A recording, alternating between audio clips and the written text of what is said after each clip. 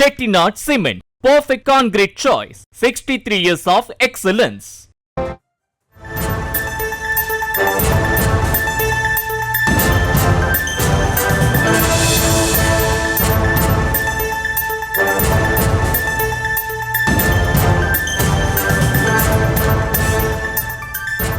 தமிழகத்தில் வாக்காளர் பட்டியல் சிறப்பு தீவிர திருத்தப் பணி இன்றுடன் நிறைவடைகிறது. எஸ்ஐஆர் பணிகளை கவனிக்கும் தேர்தல் பார்வையாளர்களுடன் தேர்தல் அதிகாரி அர்ச்சனா பட்நாயக் ஆலோசனை மேற்கொண்டு வருகிறார். மத்திய வடக்கு தென் மாவட்டங்களின் பார்வையாளர்களுடன் அர்ச்சனா பட்நாயக் ஆலோசனையில் ஈடுபட்டிருக்கிறார்.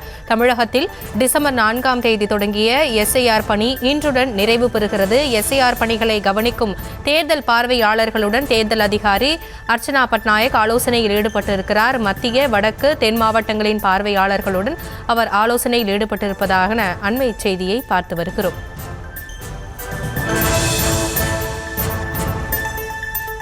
தமிழகத்தில் சட்டமன்ற தேர்தல் இன்னும் 4 மாதங்களே உள்ள நிலையில் எஸ்ஐஆர் பணி டிசம்பர் 4ஆம் தேதி தொடங்கி இன்றுடன் நிறைவடைந்திருக்கிறது. விவரங்களோடு இணைந்திருக்கிறார் நம்முடைய செய்தியாளர் பாரிகார்த்திக். விவரங்களை வழங்கலாம்.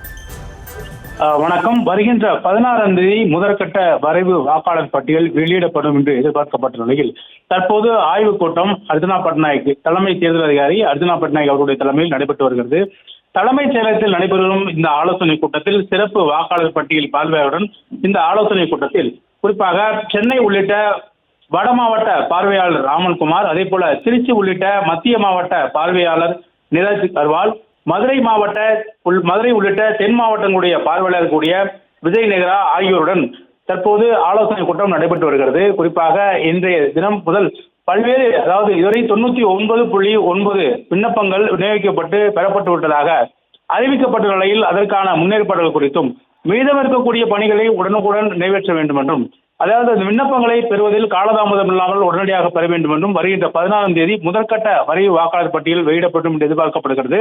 அதன் அடிப்படையில் எஸ்ஐஆர் பணிகள் கொடுத்தும், அதாவது பணிகள் தொய்வாக இருக்கக்கூடிய மாவட்டங்களிலும் அதே போல பிஎல்ஓ என சொல்லப்படும் பூத் லெவல் ஆபீசர்களும் உடனடியாக வேகமாக அந்த பணியை முடிக்க வேண்டும் என்றும் தற்போது அந்த ஆலோசனை கூட்டத்தில் அறிவுறுத்தப்பட்டிருக்கிறது. அது மட்டுமல்லாமல் யாருக்கும் தேர்தல் வாக்குரிமை விட்டுக் கொடுக்கக்கூடாது என்பதற்காக அனைவரையும் ஒருங்கிணைத்து இந்த பணிகளை செய்து வேண்டும் என்றும் அவர்களுக்கு அறிவுறுத்தப்பட்டிருக்கிறது. அதன் அடிப்படையில் தற்போது இந்த மூன்று மண்டலத்தினுடைய தேர்தல் அதிகாரியுடன் தலைமைச் செயலகத்தில் ஆலோசனை கூட்டம் நடைபெற்று வருகிறது.